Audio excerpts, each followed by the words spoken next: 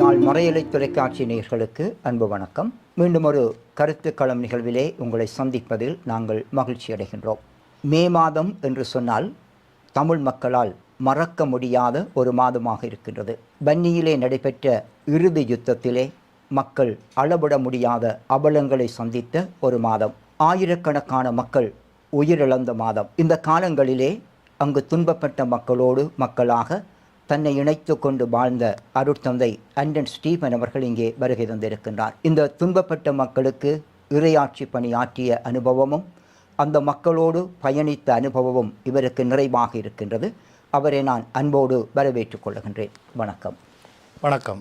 இந்த இறுதிக்கட்ட யுத்தத்திலே நீங்கள் மக்களோடு இருந்திருக்கின்றீர்கள். எப்படி அந்த சூழமைவு அங்கே இருந்தது? நாங்கள் சில இடங்களுக்கு போகிற போது அல்லது சில மனிதர்களை நாங்கள் சந்திக்கிற போது அல்லது சில நாள்களை நாங்கள் கடந்து செல்லுகிற போது எங்களை அறியாமலே எங்களுடைய உள்ளத்துக்குள்ளே பல எண்ணங்கள் வந்து போவது வழமை. மே மாதம் என்ற உடனே அநேகமாக தமிழ் மக்களுடைய மனதுக்குள்ளே வந்து போகிற முக்கியமான ஒரு நிகழ்வு இந்த முள்ளிவாய்க்கால் படுகொலை. இந்த முள்ளிவாய்க்கால் என்று சொல்லி நாங்கள் கூறுகிற போது உடனடியாகவே மக்கள் பட்ட துன்பங்கள் தான் எங்களுடைய கண்களுக்கு முன்பாக வந்து போவது வழமையாக இருக்கும். எங்களுடைய இனத்தினுடைய அந்த உச்சக்கட்ட துன்பியல் அனுபவங்கள் சூழ்ந்த இடம்தான் அந்த முள்ளிவாய்க்கால் என்கின்ற ஒரு இடம். அந்த இடத்துக்குள்ளே இருந்து மீண்டவர்களுடைய வாழ்க்கை அனுபவங்களை கேட்டால் தெரியும். அவர்கள் நிச்சயமாக தங்களுடைய துன்பங்களோடு சேர்ந்து இறை பராமரிப்பையும் சொல்லுவார்கள். தாங்கள் எப்படி அந்த இடத்திலே இருந்து மீண்டு வந்தோம் என்கின்ற அந்த இறை அனுபவத்தை ஆழமாக பதித்த ஒரு இடமாகவும் இந்த முள்ளிவாய்க்கால் என்கின்ற இடம் அமைந்திருக்கிறது. இந்த துன்பம் நிறைந்த அபலங்கள் நிறைந்த அந்த இடத்திலே வாழ்ந்த மக்கள் எப்படி பாதுகாக்கப்பட்டார்கள்? அவருடைய பாதுகாப்பு ஏற்பாடுகள் எப்படி ஒழுங்குபடுத்தப்பட்டிருந்தது? இறுதி யுத்தம் என்பது வெறுமனே முள்ளிவாய்க்காலில் நடைபெற்ற யுத்தம் அல்ல. இது தம்பனை மன்னார் தம்பனை என்கின்ற இடத்திலே தொடங்கி படிப்படியாக வன்னி பிராந்தியம் முழுவதும் பரவி இறுதியிலே முள்ளிவாய்க்காலை சென்றடைந்தது தான் அந்த இறுதி யுத்தமாக இருக்கிறது. தம்பனையிலே இராணுவ நடவடிக்கை நடைபெறுகிற போது மடுவிலே இருந்து அந்த மடுமாதா சிறுவம் தேவன்பட்டிக்கு கொண்டு வரப்படுகிறது. அதோடு சேர்ந்து மக்களும் இடம்பெயர்ந்து அப்படித்தான் அந்த வன்னி இடப்பெயர்வு ஆரம்பமானது. மக்கள் ஆரம்பத்திலே இடம்பெயர்கிற போது அவர்களுடைய பாதுகாப்பு பலமாகத்தான் இருந்தது. அவர்கள் தங்களுக்கென்று சொல்லி பதுங்கு குழிகளை அமைத்தார்கள். தாங்கள் அப்படியான பொருள்களை கொண்டு வந்தார்கள். அப்படி அவர்கள் வருகிற போது உயிரிழப்புகளும் மக்களுடைய உயிரிழப்புகளும் குறைவாக இருந்தது. அவர் படிப்படியாக மீண்டும் மீண்டும் இடப்பெயர்வுகளை சந்தித்து கொண்டு கிளிநொச்சி நகரை அண்டுகிற போது உயிரிழப்புகள் சற்று அதிகமாக இருந்தது. அதைவிட கிளிநொச்சியிலே இருந்து தர்மபுரம், உடையார்கட்டு, சிவமடு அந்த பகுதிகளுக்கு அவர்கள் செல்லுகிற போது தான் மக்களுடைய உயிரிழப்பு உச்சத்தை தொட்டது. சில வேளைகள் ஒரு நாளில் 200-300 மக்கள் கூட கொல்லப்பட்ட நிகழ்வுகள் எல்லாம் இருக்கிறது. இந்த மக்களுடைய பாதுகாப்பு என்று சொல்லி நாங்கள் பார்க்கிற போது அங்கே இருந்த போராளிகள் மக்களுடைய பாதுகாப்பிலே கூட கவனம் செலுத்தினார்கள். அங்கே ஒரு பதுங்கு குழி அமைக்கிற ஒரு செயல்பாட்டை கூட அந்த போராளிகள் மக்கள் மத்தியிலே ஊக்கப்படுத்தி கொண்டிருந்தார்கள். தேவன்பட்டி அப்படியே வந்து முழங்காவிலை தாண்டு மாங்குள பிரதேசத்துக்கு இந்த சண்டை நகருகிற போது கிளிநொச்சி நகரத்திலே மக்கள் பதுங்கு குழிகளை அமைக்க தொடங்கிவிட்டார்கள். பொதுவான இடங்களில் ஏராளமான பதுங்கு குழிகள் அமைக்கப்பட்டிருக்கும். வீதியாலே போகிறவர்கள் கூட அந்த பதுங்கு பாதுகாப்பு எடுக்கிற நிலைமைகள் எல்லாம் இருந்தது. அந்த இடங்களில் அமைக்கப்பட்ட பதுங்கு அகழிகள் வந்து பாதுகாப்பான பதுங்கு அகழிகளாக இருக்கும். அவர்கள் மண்மூட்டை இந்த மரங்கள் எல்லாம் கட்டித்தான் வைப்பார்கள். மேலே விழுந்தாலும் சில வேளைகளிலே உயிர் ஆபத்து என்பது தடுக்கப்படும். அதைவிட மக்களுடைய பாதுகாப்புக்காக இன்னும் ஒரு விடயத்தை நான் நினைவுபடுத்துகிறேன். இந்த கீஃபிர் கொழும்பிலே இருந்து விமானங்கள் குண்டுவீச்சு விமானங்கள் எழும்புகிற போது மக்களுடைய பாதுகாப்புக்காக கிளிநொச்சி நகரம் அல்லது அந்த நகர பகுதிகளை அண்டி சைரன் என்கின்ற ஒரு சாதனத்தை பொருத்தி வைத்திருந்தார்கள். அந்த பெரிய கோபுரங்கள் அல்லது கிளிநொச்சியில் கூட தண்ணி டேங்குக்கு மேலே அது பொருத்தப்பட்டிருந்தது. நான் நினைக்கிறேன் கொழும்பில் அந்த போர் விமானங்கள் வெளிக்கிடுகிற போது இந்த இடத்துல அவர்கள் அந்த சத்தத்தை போடுவார்கள். இந்த சத்தம் கேட்டு சைரன் ஒலி எழுப்பி ஒரு 10-15 நிமிஷத்துக்குள்ள விமானங்கள் வந்து தாக்குதலை அங்கே நடத்தும். அந்த மக்கள் என்ன செய்வார்கள் என்று சொன்னால் பாதுகாப்பான இடங்களை தேடி ஓடுவார்கள். இந்த சைரன் ஒலி கேட்டவுடனே மக்கள் எல்லோரும் பொது இடங்களிலே இருந்து மறைந்து தங்களுடைய பதுங்குகளுக்குள்ளே போகிற ஒரு பாதுகாப்பு சூழல் இந்த யுத்தம் நிலவிய ஆரம்ப காலங்களிலே இருந்தது. அப்படி பல மக்களை பாதுகாக்க வேண்டும் என்று சொல்லி பல செயல்பாடுகளை அந்த இடத்திலே அங்கே நின்றவர்கள் முன்னெடுத்திருந்தார்கள். அந்த மக்களுடைய இடப்பெயர்வு தொடர்ச்சியாக நடைபெற்று விஸ்வமடு உடையார்கட்டு பகுதிகளை அண்மிக்கிற போது லட்சக்கணக்கான மக்கள் ஒரே இடத்திலே ஒன்றாக இருக்கிற போது மக்களுடைய பாதுகாப்பு அங்கு கேள்விக்குறியாக மாறியது. சில இடங்களில் ஷெல் விழுந்து கூட ஒன்றடியாக 10-15 பேர் இறக்குற ஒரு தன்மை கூட இடம்பெற்றது. இது நினைக்கிறேன் சுதந்திரபுர பகுதியில் தான் முதல் தடவையாக ஒரு ஷெல்லிலேயே பல மக்கள் இறந்த விடயங்கள் எல்லாம் நடைபெற்றது. அதைவிட அந்த உடையார்கட்டு பிரதேசத்திலே ஒரு நாள் காலமே வெள்ளன அடிக்க தொடங்கிய ஷெல் மழையினாலே 100க்கும் அதிகமான மக்கள் வீதிகளிலே கொல்லப்படுகிற நிலைமைகள் கூட அந்த இடத்திலே இருந்தது. அப்படியே உடையார்கட்டை தாண்டி புதுக்குடியிருப்பு, இரணப்பாலை, வலையர்மடம், முள்ளிவாய்க்கால் என்று சொல்லி வருகிற போது மக்களுக்கு எந்த விதமான பாதுகாப்பும் இல்லாத ஒரு கட்டம். பதங்ககளிகளை அந்த சதுப்பு நிலங்களில் அமைக்க முடியாது. உடையார்கட்டு விஸ்வமடு பகுதிகளிலே பதங்ககளிகளை அமைக்க முடியும். ஆனால் வலையர்மடம் அங்கால முள்ளிவாய்க்கால் பகுதிகளிலே அது ஒரு கடற்கரை சார்ந்த நிலம், சதுப்பு நிலமாக இருக்கும். பதுங்ககளிகள் அமைப்பது சரியான கடினம்.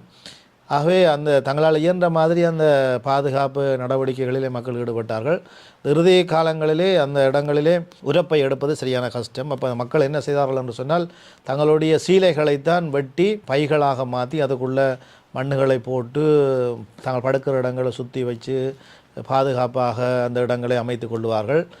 சில பேர் படுத்து எழும்பைக்குள்ளே அந்த அந்த மண்மூட்டைகளில் ஏராளமான சன்னங்கள், துவக்க சன்னங்கள் இருக்கிற சம்பவங்கள் எனக்கு கூட 1-2 தடவைகள் நடைபெற்றிருக்கிறது. நான் இரவில் படுத்துட்டு விடிய எழும்பி பார்க்க மண்மூட்டை உடைஞ்சு மண் வந்திருக்கும் என்னென்று பார்த்து அதுக்குள்ள ஒரு சன்னம் இருக்குது. அப்படி அந்த பாதுகாப்பு செயல்பாடுகள் அந்த இறுதி காலங்களில் சரியான குறை. அப்படி பாதுகாப்பதற்குரிய இடம் சூழல் இல்லை. ஒரு குறுகிய பகுதிக்குள்ளே லட்சக்கணக்கான மக்கள் இருக்கிற போது அவர்களுடைய பாதுகாப்பு நிரந்தரம் இல்லை. அந்த இடங்களில் சில இடங்களில் மேட்டு நிலங்கள் இருக்கிறது, சில இடங்களில் பள்ள நிலங்கள் இருக்கிறது. இந்த மேட்டு நிலங்களில் இருக்கிறவர்கள்லாம் உடனடியாக அந்த துப்பாக்கி சூட்டுக்கு இரையானவர்கள். ஏனென்றால் எங்கே வச்சு சுட்டாலும் அந்த மேட்டு நிலங்களை நோக்கித்தான் ரவைகள் சீறிப்பாயும். அப்படி ஏராளமாக கொல்லப்பட்டவர்களும் இருக்கிறார்கள். இப்படி தான் மக்களுடைய பாதுகாப்பு அந்த காலங்களில் இருந்தது. மிகவும் முன்னெச்சரிக்கையோடு பாதுகாப்பு ஏற்பாடுகள் மேற்கொள்ளப்பட்டிருந்தாலும் உங்களுடைய தகவலின்படி பலர் இறந்திருக்கின்றார்கள். இந்த இறந்தவர்களுடைய உடல் எப்படி பேணப்பட்டது அல்லது அது அவர்களுக்குரிய அந்த இறுதி கிரிகைகள் நடைபெற்றதா? இந்த ஆரம்ப காலங்களில் கிளிநொச்சி பகுதிகளில் அவைகளுக்குரிய இறுதி கிரிகைகள் எல்லாம் நடைபெற்றது. அதற்கு பிற்பாடு அந்த இறக்குறவர்களுடைய எண்ணிக்கை அதிகரிக்கிற போது இறுதி கிரிகைகளுக்கு அங்கே பல வழிகளில் இடம் இருக்கவில்லை. ஒரு சிறிய சம்பவம் நாங்கள் இருந்தது உடையார்கட்டு தேவாலயத்திலே. அங்கே இருக்கிற போது ஒரு திடீரென்று சொல்லி குண்டுகள் வீசப்பட்டு ஏராளமான மக்கள் இறந்து போனார்கள். வீதிகளிலே ஆலய உலகக்குள்ளெல்லாம் நூற்றுக்கணக்கான மக்கள் இறந்து போனார்கள். அந்த இடத்துல எனக்கு தெரிந்த ஒருவரை அடக்கம் செய்ய வேண்டும் என்று சொல்லி எங்களிடம் கேட்கிற போது நாங்கள் அந்த ஆலய வளவுக்குள் தான் அதை அடக்கம் செய்தோம். மண்ணுக்கு போட்டு அப்படியே சும்மா ஆசீர்வதித்து விட்டு அடக்கம் செய்த நிகழ்வுகளும் இருக்கிறது. அப்படித்தான் அதற்கு பிற்பாடு நடந்த இறுதி கிரிகைகள் எல்லாம் அப்படி தான் இருக்குது. நாங்கள் பாயால் சுற்றி போட்டு ஆளை கிடங்குக்கு போட்டு தாக்குறது, அல்லது துணியால் சுற்றி போட்டு ஆக்களை கிடங்குக்கு போட்டு தாக்குறது, இப்படியான அடக்கச்சடங்குகள் தான் இப்படி நடைபெற்றுக்கணும். அந்த இறுதி காலங்களில் பெட்டி எடுக்கிறது கூட மரங்கள் இல்லை. இப்போ பாய் அந்த பெட்ஷீட்டால் சுற்றி போட்டு தான் ஆக்களை அவர்கள் அடக்கம் செய்தார்கள். அந்த இறுதி நாள்களில் அதுவும் செய்வோம். நாங்கள் அப்படியே ஆக்களை கொண்டு இழுத்து நாங்கள் வெட்டின பங்கருக்குள்ளே போட்டு அப்படியே மண் மூடி சில மண் மூடாத நேரங்கள் கூட இருக்கிறது. நாங்கள் எங்களோட 2 பேர் இறந்துச்சுன்னா அவையை நாங்கள் தூக்கி பங்கருக்க போட்டோமே தவிர அவைகளுக்கு நாங்கள் மண் போட இல்லாமல் அப்படியான ஒரு சிக்கல் எல்லாம் இருக்கிறாங்க. மண் போட்டு கொண்டு நின்றோம்னா நாங்கள் அதில் இறக்க வேண்டிய ஒரு சூழல் வரலாம். இந்த இறுதி கிரியைகள் இப்படித்தான் அங்கே நடந்தது. ஆரம்பத்திலே வடிவாக அழகாக செய்யப்பட்டது. பிறகு சண்டைகள் எல்லாம் அதிகமாக வருகிற போது, மக்கள் உயிரிழப்பு அதிகமாக வருகிற போது, இந்த இறுதி அடக்கச் சடங்குக்கெல்லாம் அங்கே இடமில்லை. இருக்கிறத சுற்றி போட அப்படியே சில இடங்களில் ஆக்கள் ஒன்றாக இருந்து இறந்த பிற்பாடு அவர்கள் அப்படியே அந்த உடலங்களை கூட விட்டு விட்டு அப்படியே தங்களுடைய பாதுகாப்பை தேடி ஓடிய சம்பவங்களும் இருக்கிறது. அவர்களுடைய உடல்கள் அப்படியே அழுகி அப்படியே உக்கி இருக்கும் என்று நாங்கள் நினைக்கிறோம். நிச்சயமாக இவ்வளவு பேர் இறந்த இடத்திலே அதிலும் பார்க்க அதிகமானவர்கள் காயப்பட்டிருப்பார்கள். அவர்களுடைய மருத்துவ பராமரிப்பு அல்லது சிகிச்சை முறைகள் எப்படி அமைந்திருந்தது? காயப்பட்டவர்கள் என்று சொல்லி நாங்கள் பார்க்கிற போது ஓமந்தைக்குள்ளால் காயப்பட்டவர்களை கொண்டு போகிற ஒரு நடைமுறை இருந்தது. கிளிநொச்சி வைத்தியசாலையிலிருந்து காயப்பட்டாக்களை கொண்டு போகிறது. அதே போல் கிளிநொச்சி வைத்தியசாலை முற்றுமுழுதாக இராணுவ கட்டுப்பாட்டுக்குள் வந்த பிறகு புதுக்குடியிருப்பு வைத்தியசாலையில் இருந்து கூட காயப்பட்டவர்களை வாகன தொடரணி ஊடாக ஐசிஆர்சியினுடைய மத்தியஸ்தத்துடன் ஓமந்தை ஊடாக வவுனியா கொண்டு போய் காயப்பட்டவர்களுக்கு சிகிச்சை அளிக்கிற நிகழ்வுகள் நடைபெற்றது. ஆனால் பிறகு ஓமந்தை இல்லாமல் மூடப்பட்ட பிறகு காயப்பட்டவர்கள் ஒரு பயங்கரமான நெருக்கடிக்குள்ளே இருந்த சமயத்திலே வெளியிடங்களில் இருக்கிறவர்கள் அரசாங்கத்தோடு கதைத்து ஐசிஆர்சியினுடைய மத்தியஸ்தத்தோடு ஒரு கப்பல் சேவை ஒன்றை ஆரம்பித்தார்கள். அந்த கப்பல் மாத்தளன் பகுதியில் முதல் இறங்கியது. ஆகவே அந்த மாத்தளன் பகுதியிலே கொண்டு போய் காயப்பட்டவர்களை ஒரு சின்ன வள்ளத்துக்குள் ஏற்றி அந்த கப்பல் கரைக்கு வராது. கரைக்கு வரும் அளவிற்கு அங்கே இடங்கள் சரியாக இல்லை. அது நடுக்கடலில் நிற்கும், நடுக்கடல் கொஞ்சம் தள்ளி நிற்கும். அப்போ காயப்பட்டவர்களை கொண்டு வள்ளத்திலே ஏற்றி அந்த வள்ளத்தை கப்பலுக்கிட்ட கொண்டு போய் வச்சு அந்த கப்பலில் வள்ளத்தில் இருந்தான் காயப்பட்டவர்களை மேலே ஏற்றுவார்கள். அப்படியான நிகழ்வுகள் 4-5 தடவைகள் நடைபெற்றது. இறுதிக்கட்ட யுத்தம் நடக்கிற போது கூட காயப்பட்டவர்களை ஏற்றி போகிறதுக்கு ஐசிஆர்சி கப்பல் வந்தது. ஆனால் அந்த உச்சகட்டமாக சண்டை மும்மரம் அடைகிற போது அந்த கப்பலை கூட உள்ளுக்கு கொண்டு வர்றதுக்குரிய பாதுகாப்பு அனுமதிகள் இல்லாத பட்சத்தில் அந்த கப்பல் ஒரு தடவை பார்த்துட்டு அப்படியே திரும்பி போன சம்பவங்களும் இருக்கிறது. காயப்பட்டவர்கள் என்று சொல்லி நாங்கள் பார்க்கிற போது இது இப்படி தான் நடக்கும். அந்த கப்பல் வருகுது என்று சொல்லி ஐசிஆர்சி பணியாளர்களுக்கு தகவல் கிடைக்கும். அவர்கள் என்ன செய்வார்கள் என்று சொன்னால் கப்பல் வருகிற இடத்தை ஆயத்தப்படுத்துவார்கள். வீதிகள் முழுக்க மக்களுடைய கூடாரங்கள், மக்கள் தான் இருப்பார்கள். ஆகவே இந்த சொற்ப நேரத்துக்குள்ளே மிகவும் அதிகமான காயப்பட்ட ஆட்களை கப்பலுக்குள்ளே ஏற்ற வேண்டுமென்றால் வீதிகள் எல்லாம் சரியாக ஒழுங்குபடுத்தப்பட வேண்டும். அந்த பணியை காவல்துறையினர் செய்தார்கள். அவர்கள் கப்பல் வருகிற செய்தி கேட்ட உடனேயே அந்த வீதிகள், அந்த வைத்தியசாலையிலிருந்து கப்பலுக்கு போகிற வீதிகளை அவர்கள் கிளிய பண்ணுவார்கள். அவர்கள் எல்லாத்தையும் ஒழுங்குபடுத்துவார்கள். ஆட்களை அந்த இடத்துல அகற்றி, வாகனங்களை அகற்றி மிக வேகமாக அந்த நோயாளர் காவ வண்டியிலே மக்களை கொண்டு போய் அங்கால கொண்டு போகணுன்றதில் அவர்கள் குறியாக இருந்தார்கள். டிராக்டர், லேண்ட் மாஸ்டர் அந்த வாகனங்களில் கூட மக்கள் காயப்பட்டவர்களை கொண்டு போய் கடற்கரையில் இருந்து வள்ளங்களில் ஏற்றி கொண்டு போகிற நிலைமைகள் எல்லாம் இருக்கிறது. இந்த அப்படியான சம்பவங்கள் அந்த கப்பல் வருகிற போது மக்களுடைய மனதில் ஒரு சின்ன ஓய்வு மாதிரி வரும். அது என்னென்னா ஒரு தரம் சண்டை பிடிக்க மாட்டாங்க, ஷெல்லடி குறைவாக இருக்கும் என்று சொல்லி மக்களுடைய மனதுக்குள்ளே ஒரு ஆசை இருக்கும். அவர்கள் அந்த நேரங்கள்லாம் சுதந்திரமாக வெளியிலே போய் வருவார்கள். இருந்தாலும் 1-2 செல் பக்கத்தில் விழும் ரவுண்ட்ஸுகள் எல்லாம் வரும். ஆனால் அந்த உச்சக்கட்ட தாக்குதல் நடைபெறாது. இந்த மக்கள் பார்த்து கொண்டிருப்பார்கள் எப்போது கப்பல் வருமான். அவர்களுக்கு ஆக்களை ஏற்றுறதுக்கு அப்பால் அந்த சண்டைகள் எல்லாம் குறையும் என்ற ஒரு எண்ணம் இருந்தபடியால் கப்பலுடைய வரவை கூட அந்த இடங்களில் இருந்த மக்கள் பார்த்து கொண்டு இருந்தார்கள். அப்படியான சூழல் எல்லாம் இருக்கிறது. இவ்வளவு தூரம் காயப்பட்டவர்களை கப்பலில் அனுப்பி மருத்துவம் பார்க்கப்பட்டிருக்கிறது. நான் நினைக்கிறேன் முழுமையாக அனுப்பியிருக்க மாட்டார்கள். இங்கும் பல காயப்பட்டவர்கள் இருந்திருப்பார்கள். அவர்களுக்குரிய மருத்துவ முறை அல்லது மருத்துவ பணியாளர்கள், மருந்துகள் எப்படி கிடைத்ததா இல்லை என்ன மாதிரி அதை சமாளித்தார்கள்? முதல் ஒரு முதலுதவி சிகிச்சை மாதிரி தான் அங்கே அது நடக்கும். சிலது ஆப்ரேஷன் எல்லாம் சில இடங்களில் செய்து சக்ஸஸ் ஆகுது. நடந்த அவற்றிலிருந்த போதிய மருத்துவ வசதி இல்லை. இருந்தாலும் தங்கள்கிட்ட இருந்த மருத்துவ வசதியை வச்சு மருத்துவ போராளிகளும் அந்த இடத்துல வேலை செய்த வைத்தியர்களும் காயப்பட்டவர்களுக்கு உடனடியாகவே சிகிச்சை கொடுத்திருக்கிறார்கள். காயப்பட்ட அங்கங்களை அகற்றி அவர்களுடைய உயிரை காத்திருக்கிறார்கள். இந்த மருத்துவ பணி அந்த காலத்தில் மிக மிக உச்சமாக போற்றப்பட்ட ஒரு பணி. மருத்துவர்கள்லாம் மக்களுடைய அரணாகவும் இருந்தார்கள். எனக்கு ஞாபகம் இருக்கிறது, புதுக்குடியிருப்பு வைத்தியசாலைக்கு நான் ஒரு தடவை என்னோடு நின்ற ஒருவர் காயப்பட்ட போது அவரை நான் கொண்டு போனேன். இந்த சத்திர சிகிச்சை கூடத்துக்கு பக்கத்திலே நான் பார்க்கிற போது அந்த வாய்க்கால் அதுக்கெல்லாம் ரத்தம் தான் ஓடிக்கொண்டிருக்கும்.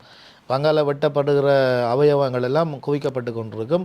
சத்திர சிகிச்சை கூடத்துக்கு முன்னால் ஏராளமானவர்கள் நூற்றுக்கணக்கானவர்கள் தாங்கள் உள்ளுக்கு போக வேணுமென்று மன ஆதங்கத்தோடு அந்த இடத்துல வளர்த்தப்பட்டு கிடப்பார்கள். வைத்தியர்களுக்கு ஓய்வில்லை. அவர்கள் ஒரு இயந்திரம் போல தான் அந்த காலத்தில் இயங்கிக் கொண்டிருந்தார்கள். உச்சக்கட்டம் எல்லாரையும் தாங்கள் காப்பாற்ற வேண்டும் என்று சொல்லி அதற்கு போதிய அளவு மயக்க மருந்துகள் இல்லை. மயக்க மருந்து இல்லாட்டிலும் அவர்கள் ஏதோ ஒரு வளத்தில் ஆக்களை காப்பாற்றுவதற்காக அங்கே அவயவங்களை வெட்டி அவர்கள் ஒரு இயந்திரங்கள் போலவும் ஒரு உன்னதமான மனிதர்கள் போலவும் வைத்தியர்கள் அந்த பணியை செய்தார்கள். பிறகு முள்ளிவாய்க்காலில் கூட ஒவ்வொரு இடங்கள்லையும் இந்த வைத்தியர்கள் சண்டைகள் நடைபெற்று முன்னுக்கு வருகிற போது இவர்கள் தன்னுடைய வைத்தியசாலைகளை வேறு ஒரு இடங்களில் அமைத்து கொண்டிருப்பார். சில இடங்களில் மர நிழலில் கூட இந்த வைத்தியசாலை இடம்பெற்றிருக்கிறதை நாங்கள் பார்க்கலாம். மர நிழலுக்கு கீழே பங்கர் வெட்டி பங்கருக்கு படுக்க வச்சு மர நிழலில் இந்த மர கொப்புகளில் சேலையும் கட்டி ஏற்றப்பட்ட பல நிகழ்வுகள் கூட அந்த இடத்துல நிற்கிறது. அவர்களுடைய பங்கு மருத்துவ உதவி செய்தவருடைய பங்கு அளப்பெரியது. அந்த காலங்களிலே இந்த முள்ளிவாய்க்கால் கடைசி இடத்துல கூட கடைசி சந்தர்ப்பத்தில் கூட வைத்தியர்கள் மருத்துவ சிகிச்சை செய்து கொண்டிருந்தார்கள். அவர்கள்லாம் ஏராளமான உயிரை காத்தவர்களாக இருக்கிறார்கள். இவ்வளவு தூரம் துன்பங்களை அனுபவித்த மக்களுக்கு நிச்சயமாக உணவு தேவை. அந்த காலத்தில் உணவு தட்டுப்பாடு இருந்தது. தற்காலத்திலே இப்பொழுது நாங்கள் கதைக்கின்ற ஒரு விடயம் முள்ளிவாய்க்கால் கஞ்சி என்று சொல்லி, இந்த உணவு தேவை எப்படி நிவர்த்தி செய்யப்பட்டது, இந்த முள்ளிவாய்க்கால் கஞ்சி எப்படி மக்களுக்கு கை கொடுத்தது? உணவு என்று நாங்கள் பார்க்கக்குள்ள நான் நினைக்கிறேன் அந்த சண்டைகள் தொடங்குறதுக்கு முதலே அரிசி அதுகள் ஒரு சேகரிக்கப்பட்ட ஒரு மாதிரி தான். அந்த சண்டை நடந்தால் என்னென்ன மாதிரி தங்களை நம்பியிருக்கிற மக்களை காப்பாற்ற வேண்டும் என்று சொல்லி பொருண்மையத்தினர், அரசு போராளிகளுடைய நிர்வாகத்துறையினர் எல்லோரும் தங்களுடைய திட்டமிடல்கள் வடிவாக செய்திருந்தாலும் உணவு என்ன மாதிரி உணவு பற்றாக்குறை இல்லாமல் மக்களை காப்பாற்ற வேண்டும் என்று சொல்லி அங்கே இருந்த பெரிய சொத்து நெல்லோட கடல் வளம் இருந்தது, மீன், மற்றது தேங்காய், அவைகளை வைத்துத்தான் தங்களுடைய இறுதிக்கட்டத்தில் கூட தங்களுடைய உணவு தேவையை அவர்கள் பூர்த்தி செய்தார்கள். நெல்லுக்கு பஞ்சம் இல்லை, மீன் கடற்கரையில் போய் மீன் பிடிக்கலாம். அப்போ அவைகளை வைத்து தான் செய்தார்கள். இந்த இடத்துல இந்த உணவு தேவை நான் இன்னொரு விடயத்தை குறிப்பிடலாம்னு நினைக்கிறேன். இந்த அந்த வேலைப்பாடு முழங்காவில் அந்த பகுதிகளில் இருந்து மக்கள் இடம்பெயர்ந்து வருகிற போது உலருணவு சேகரிக்கப்பட்டது. அது ஒரு வித்தியாசமான முறையில் சேகரிக்கப்பட்டது. அந்த இடத்துல ஹியூடெக் இயங்கிக் கொண்டிருந்தது. அவர்கள் ஒரு சின்ன ஒரு திட்டம் ஒன்றை போட்டார்கள். என்னென்னா இந்த பகுதியிலேருந்து இடம்பெயர்ந்து வர மக்களுக்கு இடம்பெயராமல் இருக்கிற மக்கள் உதவி செய்யக்கூடிய விதமாக இந்த பங்கு தந்தையர்களோடாக ஆலயம் சார்ந்த ரீதியாக உலர் உணவுகளை சேகரித்து அரிசி எண்ணா ஒரு குடும்பஞ்சலோட 10 கிலோ கொடுப்பாங்களா, அப்படி ஒரு 10 பேர் சேர்ந்தாங்கன்னா 100 கிலோ அரிசி வந்துடும். அப்போ அந்த பொருள்களை கொண்டு போய் இவர்களே இடம்பெயர்ந்து வர மக்களுக்கு கொடுக்குற நிகழ்வுகள் எல்லாம் நடைபெற்ற அந்த பாதிக்கப்பட்ட மக்களை உள்ளுக்கு இருக்கிற மக்கள் தாங்கி பிடிக்கிற அளவுக்கு அந்த உணவு பரிமாற்றம் அல்லது உணவு தேவைகளை பூர்த்தி செய்கிற நல்லதொரு வழிமுறை அந்த இடத்துல இருந்தது. அது ஒரு ஆச்சரியமான ஒரு விடயமாக தான் இருந்தது. ஒரு இடத்துலேருந்து இடம்பெயர்ந்து வருகிற போது மற்ற பகுதியில் இருக்கிற மக்கள் அந்த உணவு தேவையை நிறைவேற்றுவதற்கு தங்களிடம் இருக்கிறதுகளை மக்களோடு பகிர்ந்து கொள்ளுகிற ஒரு நிகழ்வுகள் எல்லாம் நடைபெற்றது. இந்த இறுதி கட்டத்துக்கு நாங்கள் வருகிற போது அங்கே அந்த ஒரு பண்டமாற்று முறை மூலமாகவும் சில பொருட்கள் கொள்வனவு செய்யப்படுது. இப்படி இருக்குமெண்டா உதாரணமாக நாங்கள் கடற்கரைக்கு போகிறோம். கடற்கரையில் மீன் பிடித்து கொண்டு வருவார்கள். அந்த மீனை நாங்கள் எடுக்கிறதுக்கு எங்கள்கிட்ட இருக்கிற அரிசியை கொடுத்தோம்னா மீன் தருவாங்க. அப்போ பண்டமாற்று முறையெல்லாம் அங்கே கைக்கொள்ளப்பட்டது. அங்கே காசு ஒரு பெறுமதி இல்லாத ஒரு விடயமாக இருந்தது. ஏனென்றால் பொருள்கள் எல்லாம் உச்சக்கட்டத்துக்கு போய் கொண்டு வந்தது. எனக்கு தெரியவே பச்சை மிளகாய் 15,000 விற்றது. சீனி தட்டுப்பாடு, சீனி 5,000.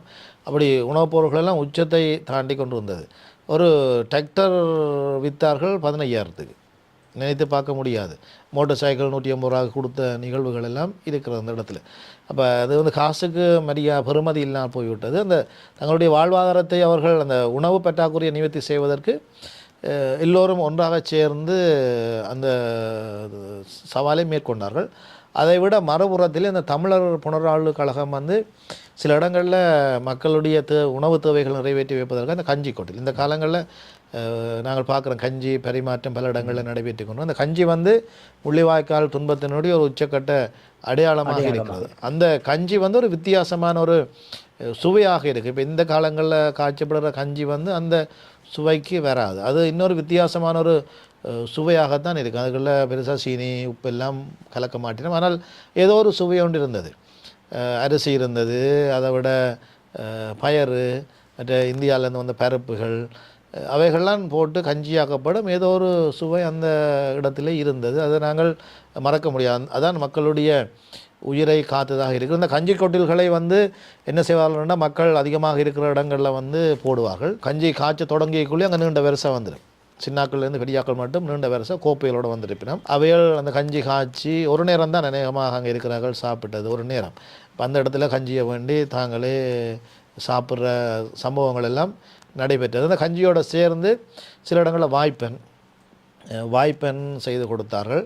அப்படி இன்னும் சில உணவுப் பொருட்களை கூட இந்த தமிழர் புனர்வாழ்வு கழகம் சில இடங்களில் அமைத்து மக்களுடைய அந்த உணவு தட்டுப்பாட்டை நிறைவு செய்தார். நான் நினைக்கிறேன், அந்த முள்ளிவாய்க்காலில் யுத்தத்தால் இறந்தவர்கள் அதிகம், ஆனால் இந்த பட்டினியான இறந்தவர்கள் என்று சொல்லி நீங்கள் யாரையுமே சொல்லலாது. முள்ளிவாய்க்கால் சண்டையில் பட்டினியால் சாப்பாடு இல்லாமல் இறந்தவர்கள் என்று சொல்லி நீங்கள் யாரையுமே அடையாளம் காட்ட முடியாது. இவ்வளவு துன்பங்களை அனுபவித்த இந்த நிகழ்விலே நீங்கள் ஒரு அருட்பணியாளராக பணியாற்றியிருக்கிறீர்கள். உங்களோடு சேர்ந்து எத்தனை அருட்பணியாளர்கள் அங்கே பணியாற்றினார்கள்? என்னோடு சேர்ந்து நான் அந்த கடைசி நாள் மட்டும் நின்று சொல்லிக்குள்ள நாங்கள் 8 அருட்பணியாளர்கள். அவையில் ஒரு ஆள் மரணமடைந்து விட்டார். அடுத்து சரத் ஜீவன், மற்றது ஃபாதர் பிரான்சிஸ் ஜோசப், அவர் காணாமல் ஆக்கப்பட்டு விட்டார். மற்ற நாங்கள் எல்லாரும் இருக்கிறோம். எல்லாரும் ஒன்றடியாக இருக்கவில்லை, நாங்கள் பிரிந்து தான் நாங்கள் இருந்தோம். ஏனென்றால் அந்த இடத்திலே ஒன்றடியாக இருந்து எல்லோரும் மரணிக்காமல் பிரிந்து இருந்து மரணிக்கிறவர்கள் மரணிக்க, தப்புகிறவர்கள் மக்களோடு இருக்கட்டும் என்கின்ற ஒரு நோக்கத்திற்காக நாங்கள் அப்படி பிரிந்து தான் இருந்த நாங்கள். இப்போ அந்த காலங்களில் நாங்கள் செய்த பணி என்று நாங்கள் பார்க்கக்குள்ள நாங்கள் ஏதோ பெரிய பணியெல்லாம் செய்த மாதிரி இல்லை. ஆனால் எங்களுக்கு ஒரு மன திருப்தி, நாங்கள் மக்களோடு இருந்ததுண்டு, கடைசி மட்டும் இருந்ததுண்டு. இதில் இன்னொரு சம்பவத்தை நான் சொல்லலாமல் நினைக்கிறேன். 2009ஆம் ஆண்டு தை மாதம் அப்படி மதகுருக்களையும் அந்த இடங்களிலிருந்து வெளியேற வேண்டும் என்று சொல்லி எங்களுக்கு ஒரு கட்டளை வந்தது.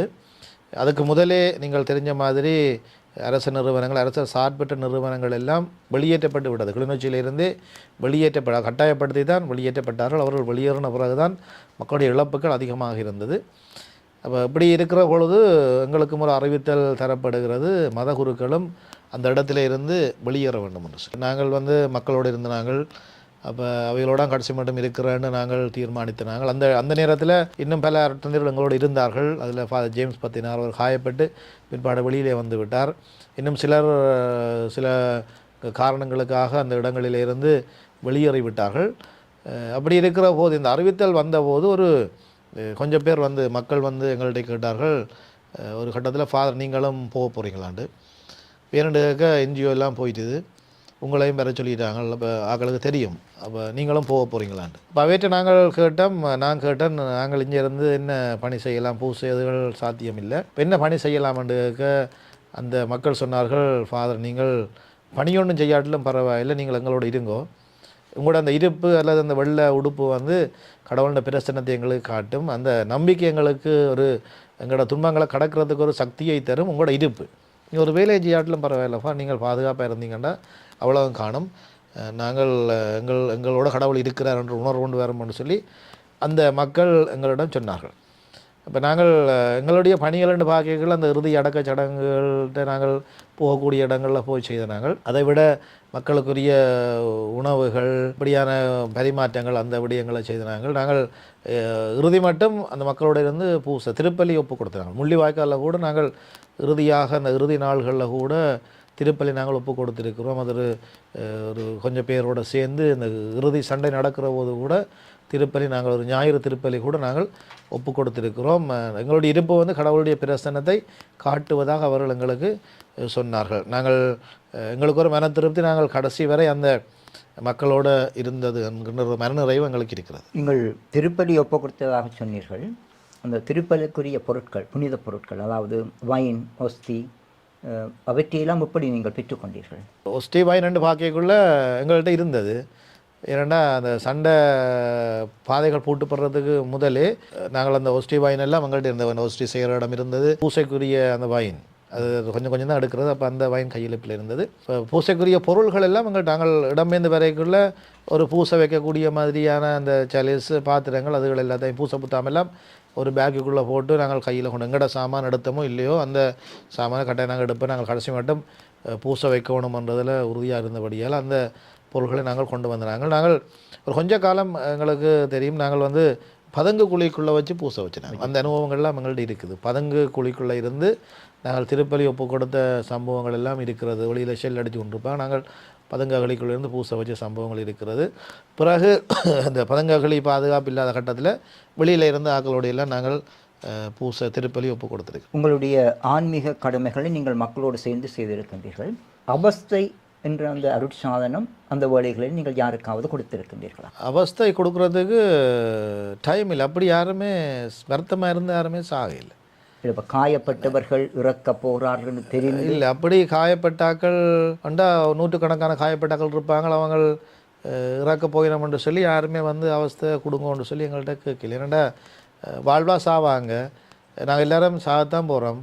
அப்போ எத்தனை பேருக்கான அவஸ்தை கொடுக்குறது? அப்படி யாருமே வந்து எங்கள்கிட்ட அவஸ்தை பூசுங்கன்னு சொல்லி கேட்கல. எல்லாருக்கூட நாங்கள் உதாரணமாக எங்களுக்கு வந்து கேட்பாங்க மண்டாடங்க ஆசீர்வாதிங்கன்னு. நாங்கள் போய் ஆசீர்வதித்து ஆசிரியர் எல்லாம் இருக்கும். நாங்கள் அவைகளுக்கு ஒரு சுவம் சொல்லிட்டு வருவோம். சில வேளை அவர்கள் எல்லாம் மரணித்திருக்கிறார்கள், சிலர் உயிர் தப்பி இருக்கிறார்கள். இந்த இறுதி கட்டத்தில் கூட மக்களுடைய விசுவாசம் உறுதியாக இருந்திருக்கின்றது. அதே நேரம் அருட்பணியாளர்களை கடவுள்களாக பார்த்திருக்கிறார்கள். உங்களுடைய பிரசன்னம் அவர்களுக்கு நல்ல ஆறுதலை கொடுத்திருக்கின்றது. எனவே அந்த இறுதி கட்டத்திலே அந்த மக்களோடு இருந்த அனைத்து அருட்பணியாளர்களை நாங்கள் பாராட்ட வேண்டும். இந்த பயங்கரமான சூழலிலே நீங்கள் பணியாற்றி இருக்கிறீர்கள். எந்த ஒரு சந்தர்ப்பத்திலாவது நீங்கள் உயிர் ஆபத்தை சந்தித்திருக்கின்றீர்களா? இந்த உயிர் ஆபத்து என்று சொல்லி நாங்கள் பார்க்கக்குள்ள அங்கே இருக்கிறதே ஒரு பெரிய உயிர் ஆபத்து தான். எந்த நேரத்திலையும் என்ன நடக்கும். நான் அநேகமாக கிளிநொச்சி, ஜல கட்டக்காடு, வெத்திலக்கேணி அந்த இடங்கள் எல்லாம் நான் போயிட்டு வந்த இதுகள் இருக்கிறது. உடையார்கட்டு இந்த இடங்கள்ல எல்லாம் சில இடங்களில் நான் மயிரிழையில் உயிர் தப்பி இருக்கிறேன். அப்போ இந்த தாக்குதல்கள் நடக்கும். நான் சில அந்த இடத்துல இருந்தால் இறந்திருப்போம். ஒரு நிமிஷம் அங்கால போயிட்டு வந்தபடியால் அப்படியான சம்பவங்கள் எல்லாம் இருக்கிறது. கிளிநொச்சியில் ஒரு காரணம் இருக்கைக்குள்ளே காலமாக கெபீர் வந்துட்டு அந்த நேரம் தான் நான் எழும்பி நினைத்திரியால் எழும்பி ப்ரஷ் எடுத்துக்கொண்டு வாஷ்ரூமுக்கு போய் கொமட்டில் இருப்போம்ண்டு வலிக்கிட கீவர் கொஞ்சம் அடிக்கிற மாதிரி வந்த அப்புறம் நான் ப்ரஷ் எடுத்துகிட்டு வெளியில் வந்து நின்று பார்த்து கொண்டு நிற்க கீவர் வந்து அடிச்சிட்டேன். அப்போ எங்களோட கட்டுறதுக்கு மேலாம் ஏதோ சத்தமாக கிடந்துச்சு. அப்போ நான் சரி போயிட்டானு உள்ளுக்கு போய் வாஷ்ரூமுக்கு பார்க்குறேன். கொமட்டுக்கு மேலே பெரிய ஒரு பீஸ் ஒன்று இருக்குது. இப்போ அந்த இடத்துல நான்றதை எனக்கு கட்டாயம் காயப்பட்டுறேன். அப்படியான சம்பவங்கள் கணக்கே இருக்குது. நான் ஏற்கனவே சொன்ன மாதிரி நான் பக்கத்தில் மண்மூட்டை அடுக்கி இந்த சீலையால் மண்மூட்டை கட்டி கொண்டு படுத்து விடிய வெள்ளனை பார்க்கக்குள்ள அதுலேயே இத்தனை ரவுண்ட்ஸ் அடிச்சிருக்கும். மண்மூட்டை இல்லாட்டி என்னுடைய உடம்பு சில என்னோட ஒரு மோட்டர் பைக் இருந்தது. அந்த மோட்டர் பைக்கை கொண்டு வந்து ஒரு நாள் எங்களோட வலையர் மடத்தில் விட்டுட்டு நான் சண்டை நடக்கிற நேரம் விட்டுட்டு நாங்கள் உள்ளுக்க வந்து கதைச்சிட்டு சாப்பிட்டுட்டு இருக்க சண்டை தொடங்கிட்டுது. அப்போ மோட்டர் பைக் வெளியில் நின்றது. அப்போ நான் இன்னொரு ஆளோட போய் சண்டையெல்லாம் முடிஞ்ச பிறகு வெளியில் போக வேண்டிய தேவை இருந்தது. போய் மோட்டர் பைக்குக்கு நாங்கள் போயிட்டு பிறகு வந்து விடைக்க பார்த்தேன் சீட்டுக்கு ஏதோ தட்டுற மாதிரி கிடந்தது. இப்போ என்ன கிடக்குன்னு பார்க்க 50 கிலோமீட்டர் பெரிய ரவுண்ட்ஸ் உண்டு. அதுக்குள்ளே போய் அப்படியே சுழச்சி அந்த இதில் வந்து சுழச்சி போய் மோட்டர் பைக் சீட்டுக்குள்ளே கிடக்குது. அப்போ அதில் நின்றுதான் கட்டாயம் நாங்கள் இறந்துடும். அப்படி கணக்க விடயங்கள் இருக்கிறது. நான் ஒரு தடவை என் நண்பர் ஒரு ஆளோட போய் கதைச்சு கொண்டு வரேன். 2 பங்கர் குத்திலேருந்து கதைச்சு கொண்டு இருக்கிறோம். கதைச்சு கொண்டு இருக்கிறதுக்கு பக்கத்தில் இன்னொரு ஆள் கதைச்சு கொண்டு வந்தவர் இருந்தால் சண்டை. பக்கத்தில் இருந்தவர் அப்படி எங்களோட காலுக்கு விழுகிறார். அவர்கிட்ட நெத்தியில் வெடி. இப்போ நாங்கள் 2 பேரும் தப்பிட்டோம். எங்களை பக்கத்தில் இருந்தவர் இறந்துட்டார். கணக்க சம்பவங்கள் இருக்கிறது. இப்போ இப்படியான சம்பவங்கள் நடந்தாலும் இந்த மனசில் இருந்தது நான் கடைசி இருந்தாலும் காயப்படக்கூடாது.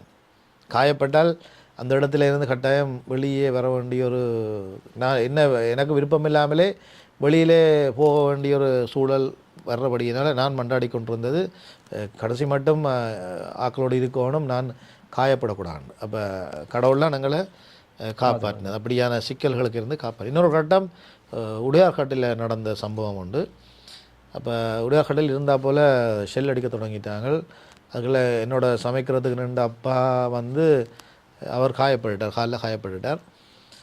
கோயிலுக்குள்ளான் இருந்தால் போல் மக்கள் எல்லாம் ஓடி வந்தவர். ஓடி வந்து கோயில் ஃபுல்லாக ஐயோ ஐயோன்னு தான் சத்தம் குளறி கொண்டிருக்கிறோம். கோயிலை சுற்றி விழுது, ரோட்டில் சிலுவுது, எங்களோட கண்ணுக்கு முன்னால் விழுது, ஆக்கள் எல்லாம் சாகுறாங்க, அங்கே இங்கெல்லாம் பதகளிக்கு ஓடுறாங்க. அது ஒரு சினிமா படங்களில் வர மாதிரி தான் இருந்தது. அப்போ நான் கோயிலுக்குள்ளே எந்த பண்ண போயக்குள்ளே அங்கே இருக்கிறாங்களாம் கத்திக்கணும், ஐயோ ஐயோன்னு கத்தி கொண்டு இருக்கிறாங்க. அப்போ அந்த இடத்துல எந்த மைண்ட் சொன்னது, இந்த கத்தல் எல்லாத்தையும் கத்துற சத்தம் எல்லாத்தையும் வேறு சத்தமாக மாற்றணும்னு. அப்போ உடனடியாக நான் என்ன செய்தேன்னு இந்த பொக்கையிற்கு சிவமாலை இருந்தேன். அந்த சிவமாலையை கையில் எடுத்து நான் கோயிலுக்கு ரெண்டு கொண்டு சிவமாலை சொல்லுவோமான்னு சொல்லி நான் சிவமாலையை தொடக்க அந்த ஐயோன்ற சத்தமெல்லாம் அப்படியே இல்லாமல் போய் இல்லைன்னா சிவமாலை சொல்கிறோம். அப்படியான சம்பவங்கள் கணக்கே இருக்குது. நாங்கள் கடைசி நாள் எல்லாம் இந்த வலியர் மடத்தில் நடந்த ஒரு சம்பவம், அது நாங்கள் பங்கருக்க இருக்கிறோம். ஒரு பின்னேரம் ஒரு 5 மணிக்கு தான் பங்கருக்க போனாங்க. 5 மணிக்கு போயக்குள்ளே இருந்த வெளிச்சூழல் எங்களுக்கு தெரியும். 20 ரூபா செல்லடி. இப்போ நாங்கள் எங்களுக்கிட்ட இந்த பங்கருக்க இருந்த ஒரு வாகனம் பற்றி எரியுது, எங்களுக்கிட்ட ஒரு 10 மீட்டர் தள்ளி இருந்தது.